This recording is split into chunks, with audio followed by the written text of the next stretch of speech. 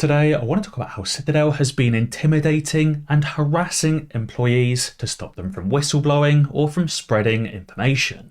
This is an actual article from an actual Citadel employee telling their tale of intimidation. So stay tuned and let's make some money. And now I'll dive straight in with the key information. So, this article starts Citadel Securities alums accuse the firm of harassment and intimidation. It says ex-executives were sued over high-frequency crypto startup, and Citadel wants to scare workers into staying on, a court filing says.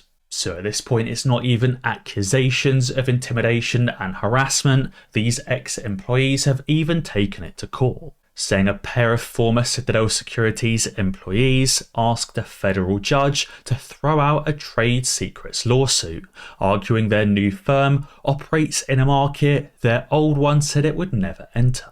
Citadel Securities sued two former European employees, saying they started raising capital for their new firm while they still had access to Citadel Securities' proprietary information. Almost a year after Citadel said they would never enter the crypto industry, Citadel Securities changed its mind, acknowledged that it had made a mistake, and began harassing these ex-employees and anyone who dealt with them. So it's not even just Citadel harassing current and former employees, it's even anyone associated with them. Family, friends, colleagues, business partners, it seems nobody is off limits to Citadel Securities. Citadel made allegations that are clearly meant to intimidate other Citadel Securities employees who are thinking about jumping ship. Now this part is really interesting. It's Citadel trying to send a message to other current employees that if they were to whistleblow or spread information, they'd have a mound of lawsuits coming their way. Citadel Securities also previously filed a non-compete complaint against another former employee, which was settled out of court. Again, this isn't the first time we've seen Citadel Securities trying to use intimidation and harassment to get people to stop what they're doing. You may remember back to 2022, Citadel Securities sent threatening legal letters to Cat Striker. This was to try and stop Cat Striker from flying those banners over New York and over the US, suggesting Ken Griffin lied under oath, something proven correct. And again, even more recently, Ken Griffin has been back up to his old tricks, sending legal letters and cease and desist letters to the lawyers from Dumb Money. So at this point, it's not only proven that Ken Griffin lied under oath, but it's also proven that Ken Griffin and Citadel Securities do whatever possible to intimidate and harass current and ex-employees. Not only are they doing this to intimidate and harass ex-employees, they're also doing it to put fear into the eyes of current employees. Basically saying, look guys, look what's going to happen to you if you decide to spill the beans or if you decide to spread information. I think this is a big reason as to why we haven't seen more whistleblowers coming from Citadel Securities. I've also touched on other reasons before, but I also think it's because employees at Citadel Securities are just engineers and coders. A lot of them have no investing experience or really understand how the market works. They're just simply coding algorithms to do whatever it is they're told to do. They don't understand these algorithms are wrong and illegal. They're just using their coding experience to code the code. And on top of that, I'm sure another big reason is that anyone who does figure out what they're doing is wrong is likely paid handsomely to keep their mouths shut. We know Citadel Securities even pays interns hundreds of thousands of dollars per year. Obviously, they know what they're doing is wrong, so they have to pay them and overpay them to keep them quiet. And the reason why Citadel does everything they can to keep their employees quiet is because AMC is improving every single day.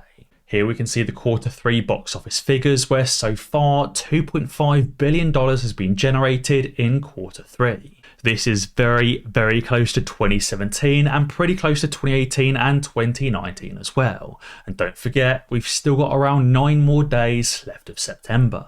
And therefore we could be on track to set as high as $2.7 billion or $2.8 billion at the box office, rivaling and potentially exceeding 2019 pre-pandemic figures. But what's most impressive about this is the average takings per theatrical release. Back in 2017, 2018 and 2019, pre-pandemic, each release was only generating between $7 and $8 million.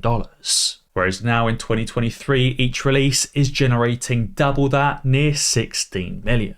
Also, you have to remember this is just those ticket sales and doesn't include concession sales on top of that. Especially with AMC's new revenue lines, it won't be long until AMC is more profitable than ever before. And when a company becomes more profitable and more successful than ever before, it pretty much guarantees new all-time highs in the stock price. Just look at companies like Tesla, Apple, Amazon, Microsoft, Booking.com, and all of those companies that have been around over the last 25 years plus. Many of these companies hit highs around the dot-com bubble or in 2007, but ever since then have absolutely blown past those previous highs as the company continues to generate new success and new profits. But one company that won't be around much longer to set new all-time highs is the sacrifice for the AMC and GameStop squeeze, none other than Bed Bath & Beyond.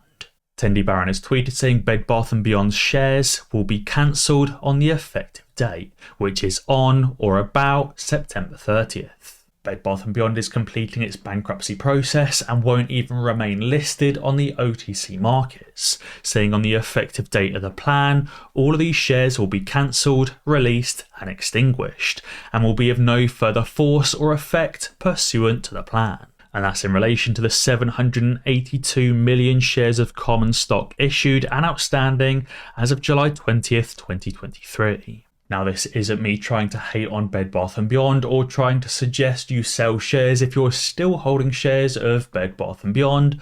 I'm just pointing out Bed Bath & Beyond's sacrifice for AMC and for GameStop.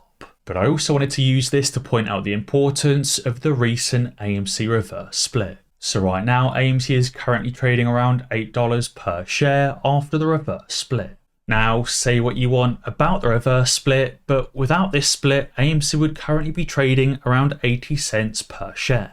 Trading around 80 cents per share would trigger a delisting notice from the New York Stock Exchange and from the Nasdaq, because AMC and all other companies must at least maintain a $1 to $2 listing price. This would have obviously given AMC some time to regain compliance with those listing requirements, but without those listing requirements and without trading above $2 per share, AMC would have been delisted to the OTC market. The OTC market is somewhere even more dark, somewhere even more sketchy, and somewhere even less regulated than the New York Stock Exchange and the Nasdaq. Obviously, we know the SEC does nothing to prevent companies from manipulating stocks on the New York Stock Exchange and the Nasdaq, but with the OTC markets, it's even worse. If we look to Bed Bath & Beyond, it's currently trading for just 14 cents on the OTC markets. And again, if we look at Blockbuster or the Blockbuster liquidation company, again, it's only trading between 1 cent to 4 cents on the OTC. Now, I would much rather take $8 per share with 10 times less shares than 14 cents per share with 10 times more shares any day of the week.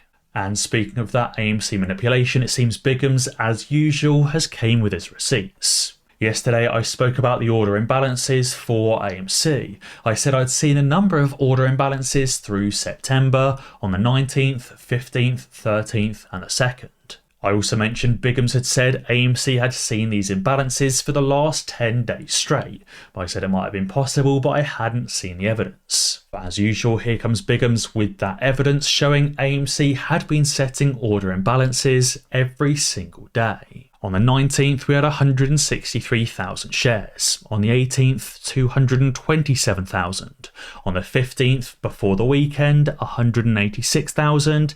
And on the 14th, 246,000. But again, that's not all, because on the 13th, we also had 345,000. And before that, 77,000 and 115,000.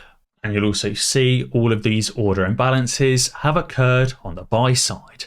Buy side, buy side, buy side, buy side, and again, buy side, buy side, buy side. This is because there are tons of AMC buying orders every single day, but no real shares that are being sold at this price. And it's just simply Virtue and Citadel that can come and trade in front of their customers.